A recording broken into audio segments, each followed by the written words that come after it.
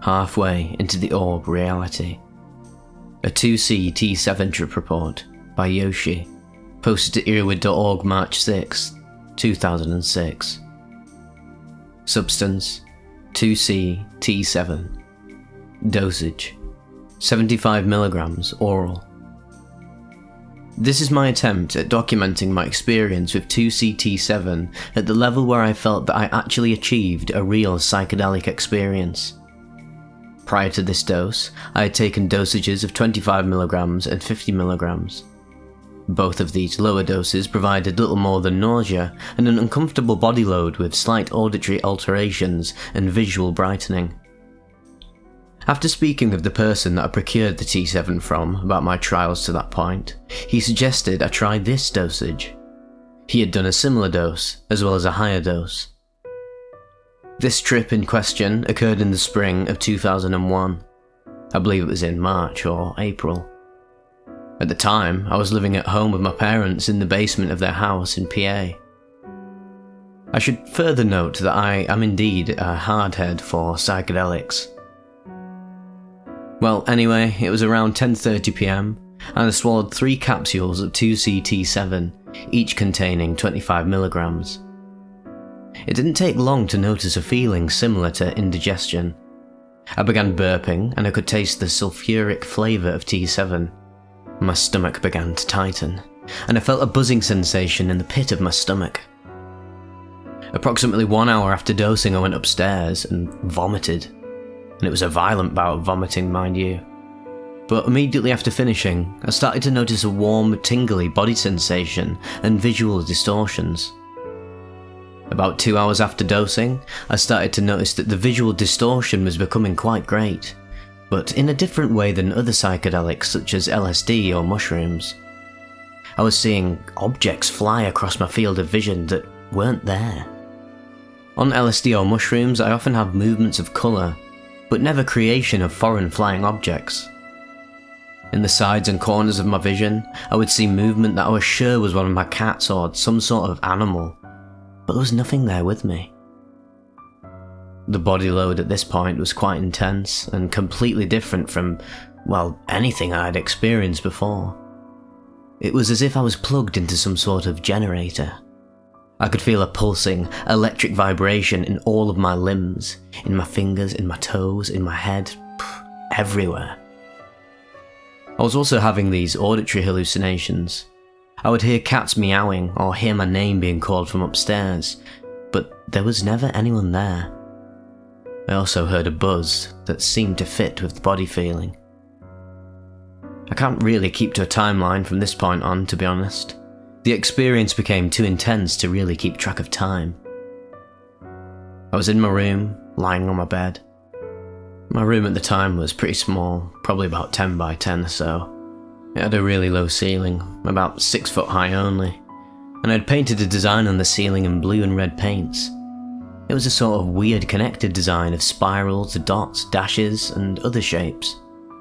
I also had a tapestry with a similar theme hanging in the entrance to my closet.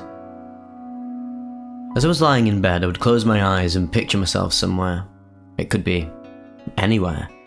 Someplace very earthy and normal, like a beach, or I could be in some futuristic inside of a starship or something. I would close my eyes and be in a world that was exactly as I imagined it. I would explore these worlds for several minutes that seemed like hours. It was as if I was inducing a super lucid dream state, for lack of a better description. From this point on, the trip became very disorienting. I would open my eyes from one of those induced dreams and forget that I wasn't sleeping or dreaming, and forget that I had taken 2C-T7 in the beginning. I would just think that my room was doing crazy things and I didn't know why.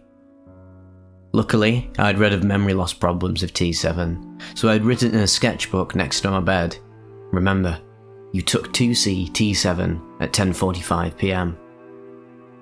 Once I saw that, I would remember exactly what was going on, but each time it happened, I would only remember by reading the words. During the time exploring my inner visual worlds, my open-eye visuals had become quite intense. I had a sea of 3D floating orbs swirling about my room. I looked at the pattern on my ceiling, and it dropped down. It sort of pulsated and then sprung free of the ceiling. The orbs would rotate and go into spiral and appear on the other end as dash, constant movement. The same was true for the design on my tapestry. Along with these, I had orbs and objects that were in no way connected to my room zooming across my field of vision at all times. So, I started to play with these objects. Using my mind, I would look at a stream of orbs that was out in the room. I would draw it in and out and closer to me. I would slow down its rotation, and I would peer into individual orbs. I could pull an orb out of the sequence of my mind and see it right in front of my face.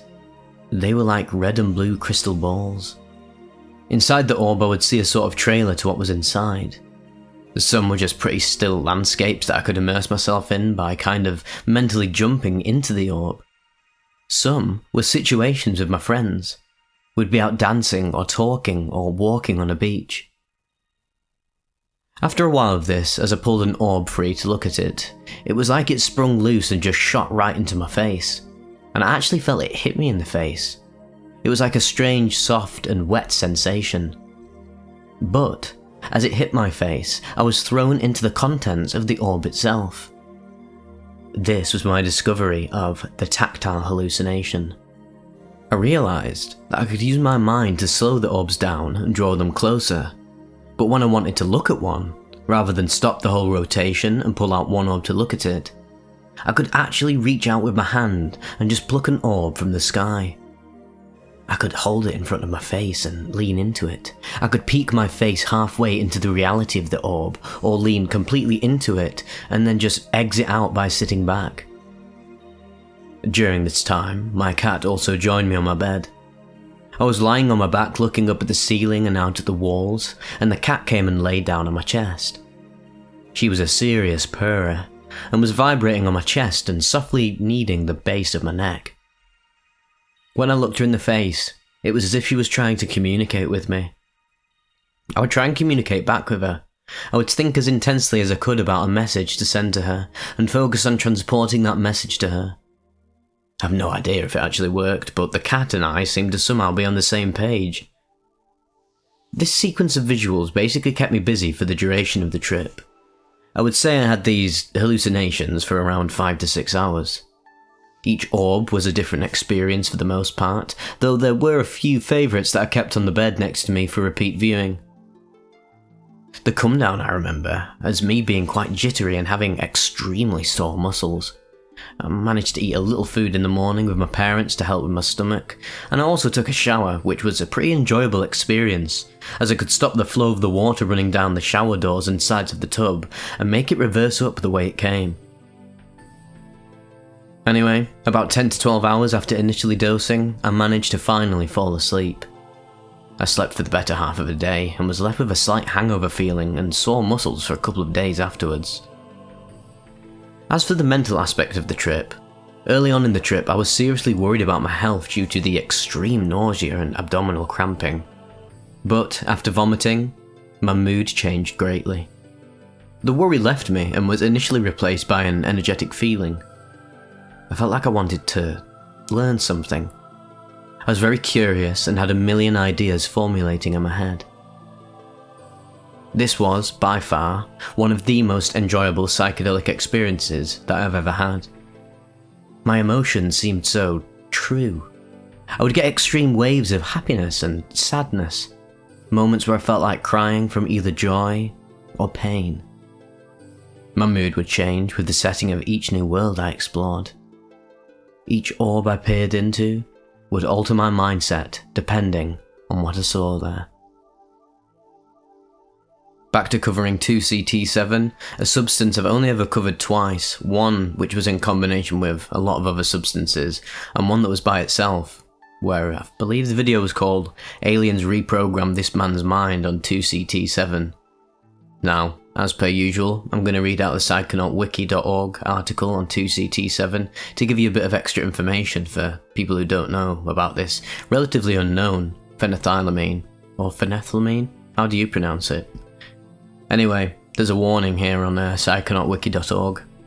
Serious injury or death may occur if 2C-T-7 is insufflated or combined with certain substances and medications, e.g. MAOIs or RIMAs. It is strongly discouraged to insufflate, or snort, eyeball, administer non-orally, or combine this substance with certain other substances. God, bear in mind with me, psychonautic aficionados, for this pronunciation, but 2,5-dimethoxy 4-propylethiophenethylamine, also known as 2C-T7, Blue Mystic and Beautiful, among others, is a psychedelic substance of the phenethylamine chemical class that produces psychedelic and entactogenic effects when administered.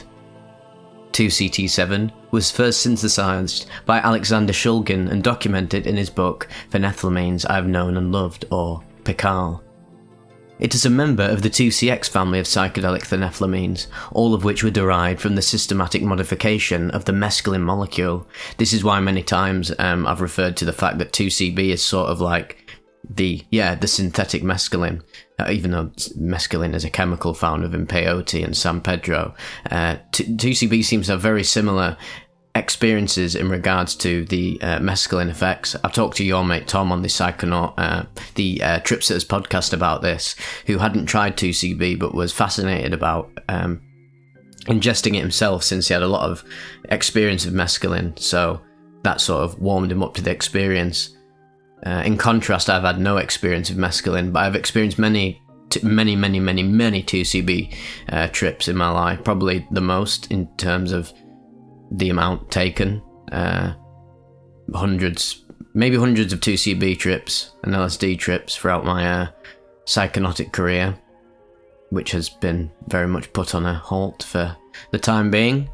I must have taken other 2CX family compounds, because when you're purchasing off dealers, street dealers, dealers at festivals, just random people who are selling substances, they'll sell you as 2CB, but it might be one of these random members of the family of the 2CX series of compounds. So I could have taken so many different types of 2CB because, 2CX, because there's been many times I've taken what has been branded as 2CB, and the feeling of it has been so completely different to what I know as 2CB, what I've tested as, that I do believe I may have taken a variety of different 2C chemicals. In contrast to other members of the 2CX family, 2C-T7 has gained a reputation of being an unpredictable, dose-sensitive psychedelic, capable of producing strong visual effects and an intense body load, which can manifest as a dangerous delirium in extreme cases. Many reports indicate that the physical effects are too severe for inexperienced users or those with pre-existing medical conditions. This particular compound is part of the so-called magical half dozen, which refers to Shulgin's self-rated most important phenethylamine compounds, all of which, with the exception of mescaline, he designed, synthesized, and tested on himself. They can be found within the first book of PICAL, and are as follows: mescaline, DOM, 2CB, 2CE, 2CT2, and 2C-T7. So why is 2CB the most popular of all the 2CX family compounds? I would say probably because it's so synonymous with the rave culture. It's one of the most recreational psychedelics, and in common, light to common doses, it can be quite manageable. It can get very trippy, 100%. I've seen people react to 2CB in ways I've never seen anyone react to any psychedelic before. Like, scary shit. Really scary stuff. I've had parties and been to parties where people react to 2CB at borderline threshold to light doses, and had crazy experiences. One time, one of my mates, he took 2CB and he went crazy and started attacking people's cars, like literally punching the wing mirrors off them. And this was on like a very, very low dose of 2CB. It was like, I don't know, 15 milligram dose, borderline light a borderline common dose, which is considered 15 milligrams. But again, you don't know what was in it. You just don't know. That's the problem with buying pills and off street dealers. It really is a problem within the psychotic scene that you don't know what you're getting if you're buying off these people. At the end of the day, a lot of dealers, they don't know what they're getting either. They get a batch of 2CB in, they're just going to believe it, and in the end they might be selling someone, I don't know, 2C-T-7 plus DOM combined with 2CE in a little pill and sending someone absolutely off their head. Regardless of the brutal reality of buying off street dealers and the muddy world we find ourselves in as psychonauts, and the legality of the whole situation, despite the very genuine benefits that they can have, and also if you're some form of libertarian-minded person, you believe that you have authority over your own body and should be able to do whatever you want, regardless of any higher authority or order deciding what you can and can't do in terms of laws and whatever. But let's not get political here. I don't really have any thoughts regarding any of that, but everyone just has different perspectives on the whole legality of psychedelics. Something maybe to talk about in the future without getting too political and without causing too much disparity between the polarity of the political spectrum. I would say I'm non-partisan, but I definitely have my own individual beliefs. They're a mixture of both. Can't believe I just got political in a 2C-T-7 breakdown commentary section on Vivek, but that's, I guess, some of the, I guess, where are you going to get that on another channel? I don't know. Anyway, hope you guys are doing good. Sweet dreams if you're listening to this before you go to sleep. Hope you have a great week, and I'll see you on the other side.